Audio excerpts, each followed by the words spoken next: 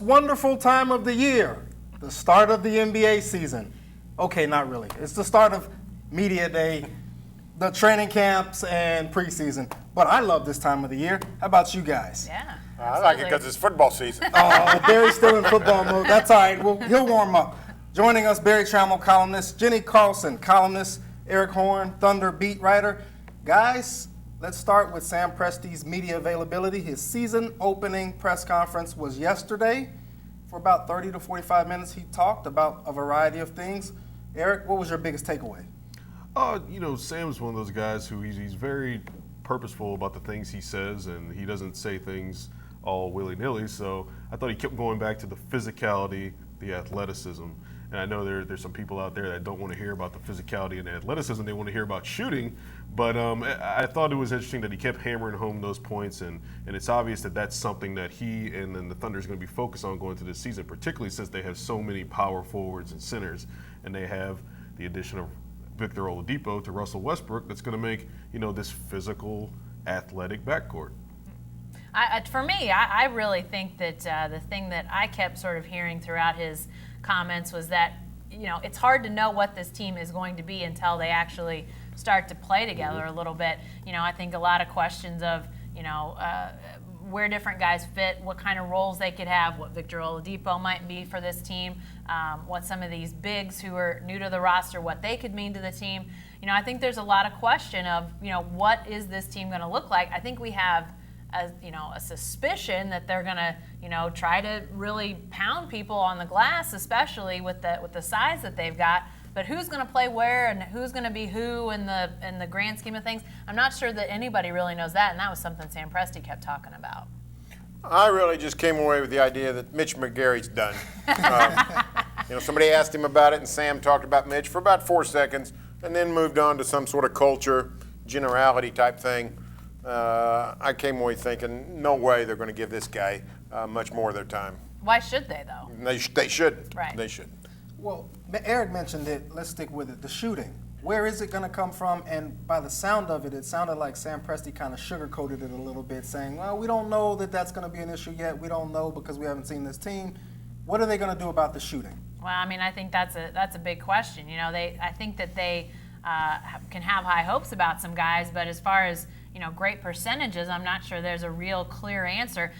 He talked for a minute during his press conference about the Westbrook-Oladipo combo and how dynamic they could be, but that's not your shooting answer. So I think what does that mean for maybe a starting lineup with an Anthony Morrow, or what are the bigs maybe going to have to be more step out? I know Ilyasova is a guy that has a decent three-point shooting percentage. Is he a guy you maybe have to look at? But that's a real question, and I think something that, again, they don't know what they've got in that regard. Sam talked at length about different ways to win, different ways to do things. Right. I think it appeals to him to try to go against the grain of full-force three-point shooting. It would appeal to me, too, if I had a team of bad shooters. So this is a team that was mediocre, right in the middle of the pack, anywhere from 15th to 20th, and field three-pointers attempted, made, and percentage last season.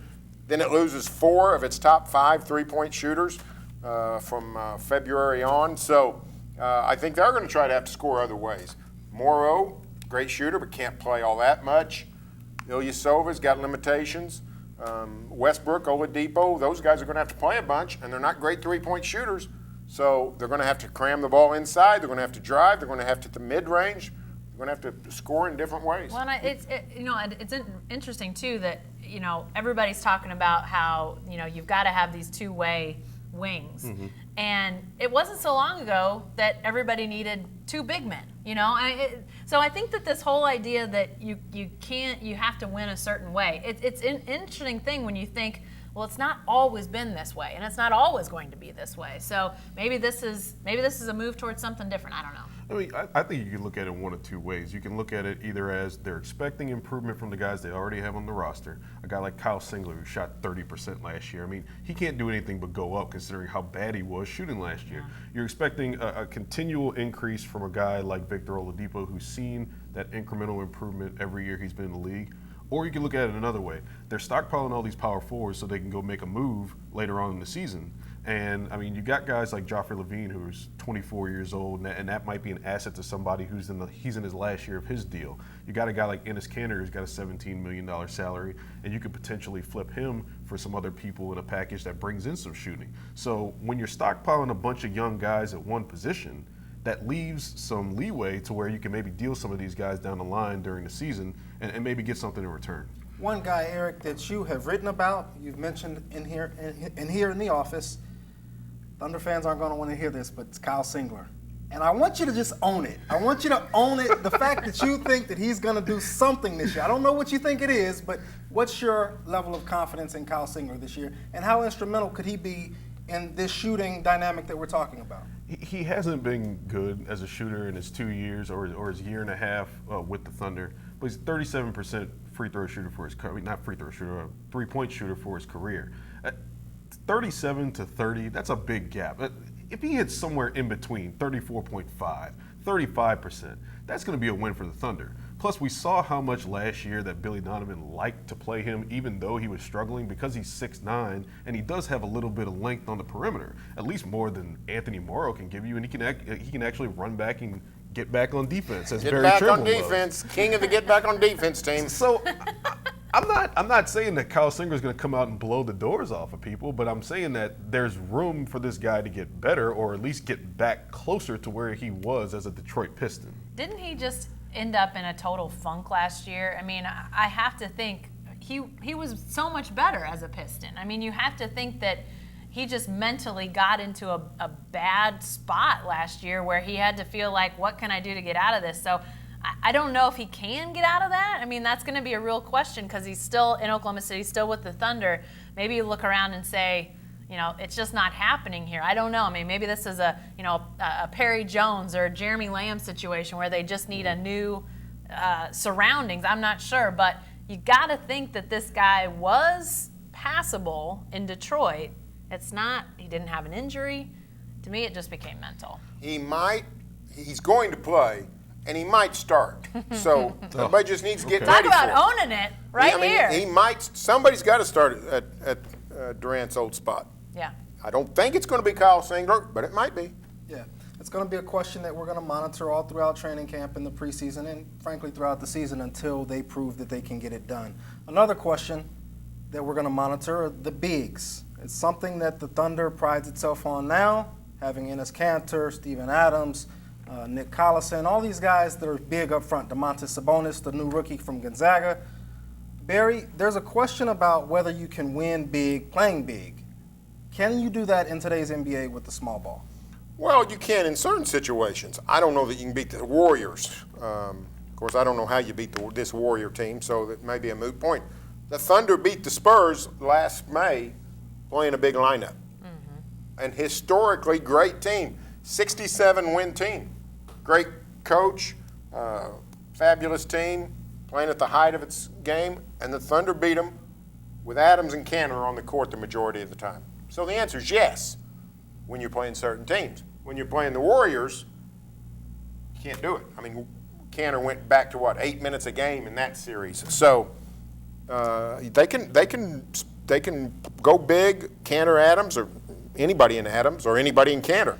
They can go big in big chunks of this season. When the playoffs arrive, everything different.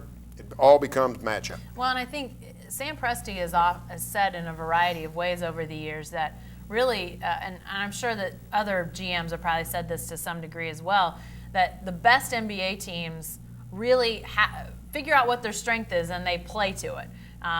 When the Thunder had youthful legs and the ability to run and jump and just really grind people down with that athleticism, that's what they did. They ran, they got out in transition, they played great defense. So they really played to that strength. Clearly the size is their strength. And yeah, it may not work against the Warriors, but to me, if you can say we're going to match up really well against the rest of the teams in the league, or not maybe match up well, but we can beat the rest of the teams in the league with this lineup, I think you roll the dice and play that way because that's your strength, and you really you have to sell out to your strength. Using a baseball analogy, like you don't want to. I guess, try and hit a home run when all you need to do is just hit like a single or double to drive in runs. So, I mean, this might be the Thunder's way of saying, look, we can play a sort of Grizzlies-style, grinded-out basketball where we focus more on defense, we pound inside, we beat people on the glass, and we limit our three-point attempts, and then, we get to 45, 46, 47 wins. You don't have to get back to the top 4 seed at the beginning of the season. There's still time for them to make moves within the season if they feel like they have a chance to get into that top 4 tier. So the Thunder's roster isn't set in stone right now. Their season's not set in stone right now, and as Presti alluded to, it's going to be something that they're going to have to monitor throughout the season to see where they are and what this team develops into.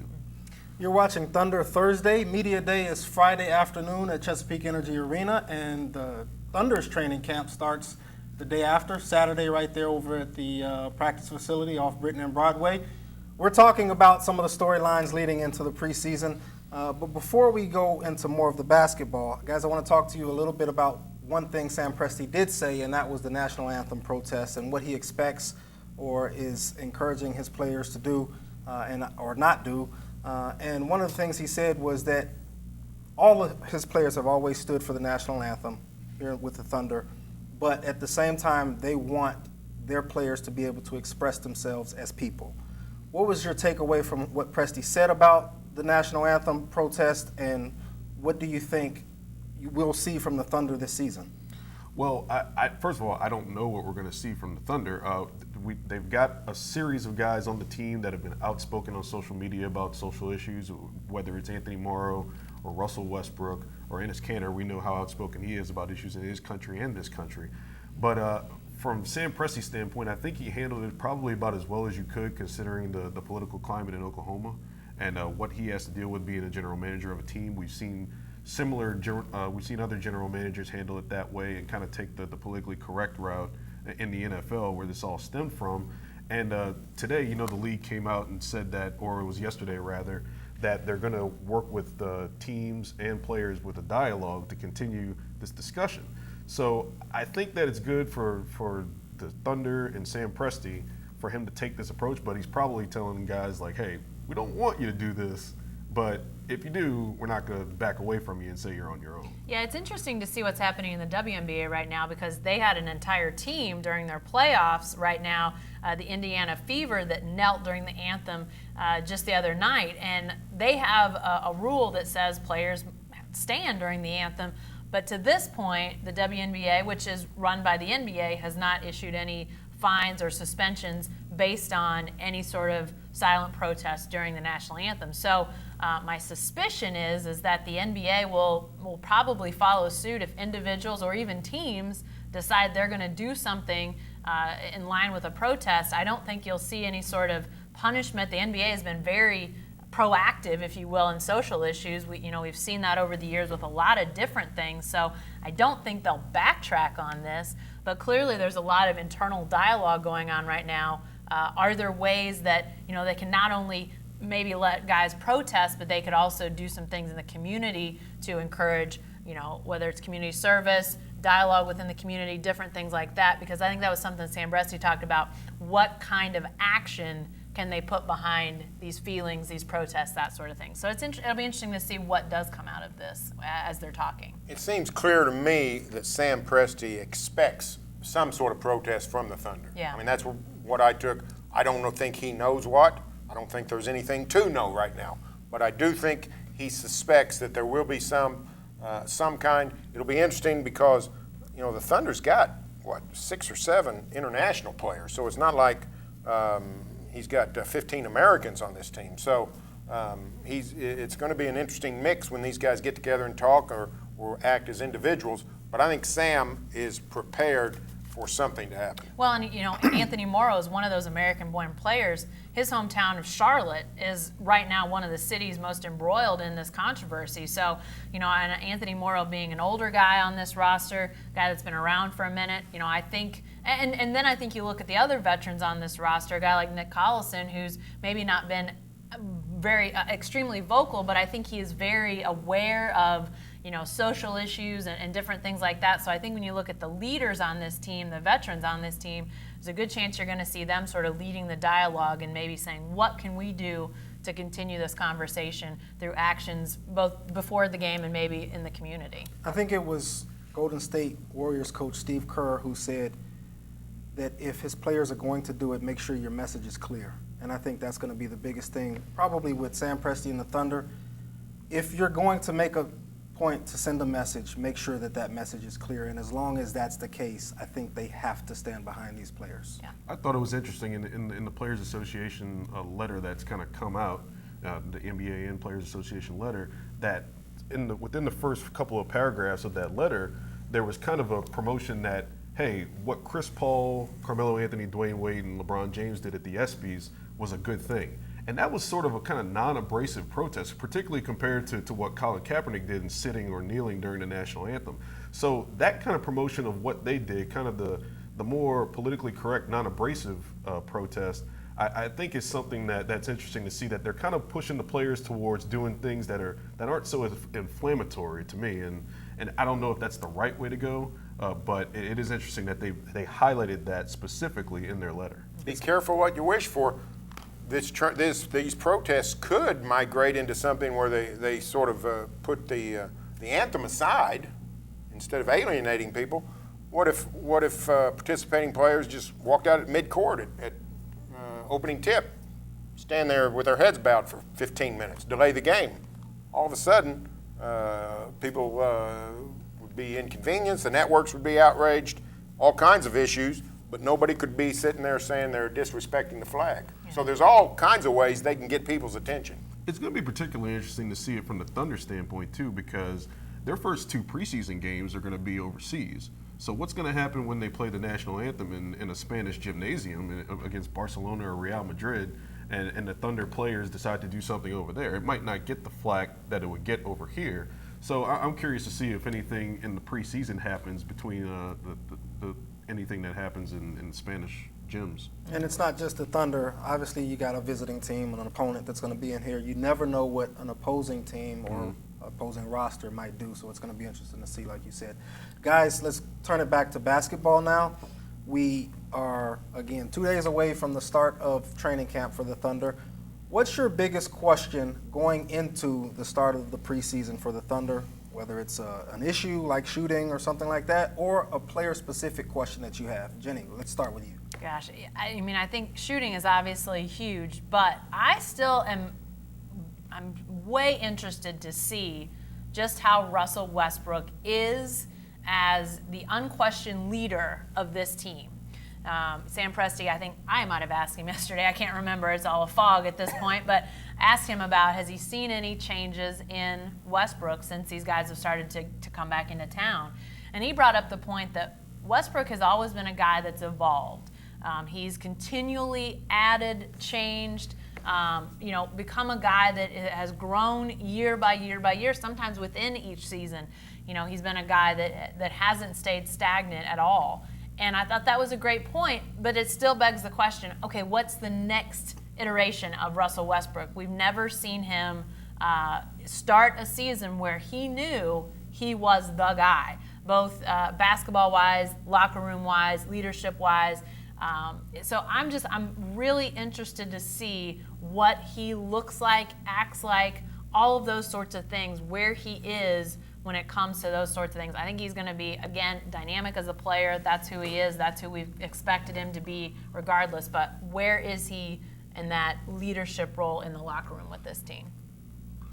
I'm interested to see how the ball ends up moving and who's touching the ball and how it moves around the perimeter or anywhere on the court. Regardless of who's starting for this team, Billy Donovan came in here last year and put guys in positions they weren't used to being. He put Steven Adams up high away from the paint, and he made him a ball mover. He made Serge Ibaka a ball mover at times, which isn't a great idea, but he did. But now you got a guy like Ersan Ilyasova in the team who can move the ball pretty well. Talking to Andre Robertson over the summer in the past couple of weeks, he's talked about, there's 5 guys on the floor, the ball's going to be moving, we're going to be sharing the ball. And it seemed like he made a point to say, we're going to share the ball more since, and he didn't say Kevin Durant's name specifically, but you would just kind of think that if you're not going to have a guy like Kevin Durant on the floor, the ball's going to touch more hands.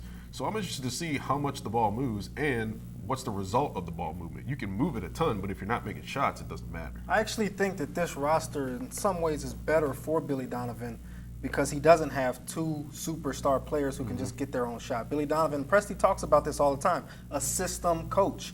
He goes out there and he wins through the system. He's won with NBA lottery picks. He's won without NBA lottery picks.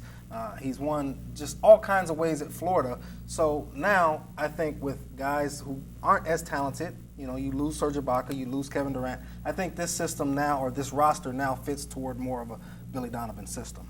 I think, well, he's going to coach more, I think, is what you're really saying. I want to know who's going to start, and I know that's elementary. But think about, go back to the Thabo Cephalosha era in Thunderville. We never sat around and wondered who's going to start. Year after year after year, same guys started, same starting lineup. You never worried about it. You knew what the rotation was going to be with Scotty Brooks.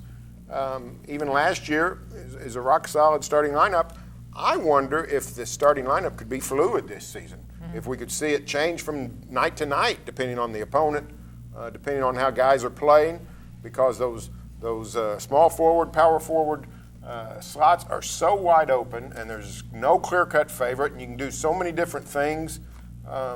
You got Adams, Oladipo, and Westbrook. You know will be in there, but everybody else, it's up in the air. So I'm intrigued to how Billy's going to start out ball games. Well, look at last season with a much more established roster, how much he tinkered.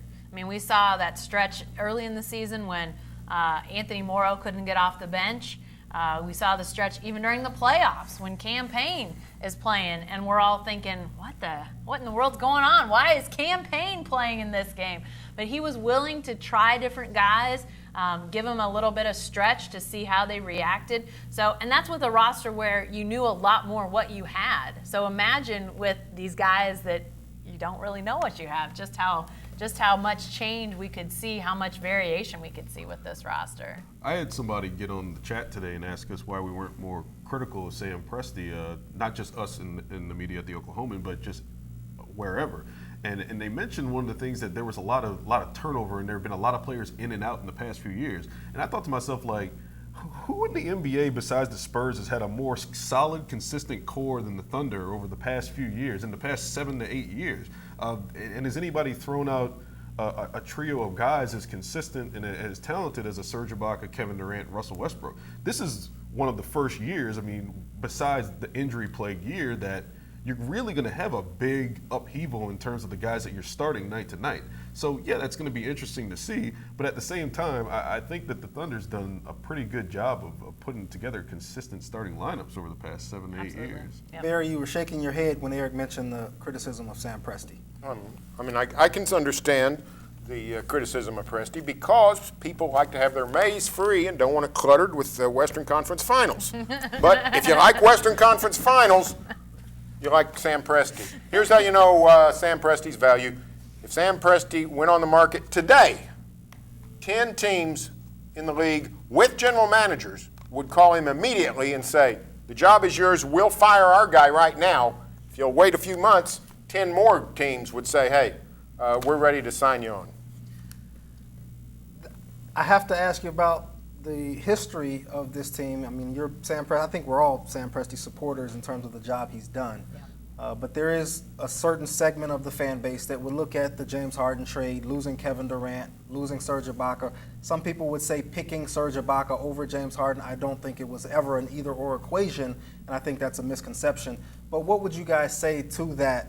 Just speak to that, those questions for a moment about Sam Presti's track record. Well, I mean, I can answer those three.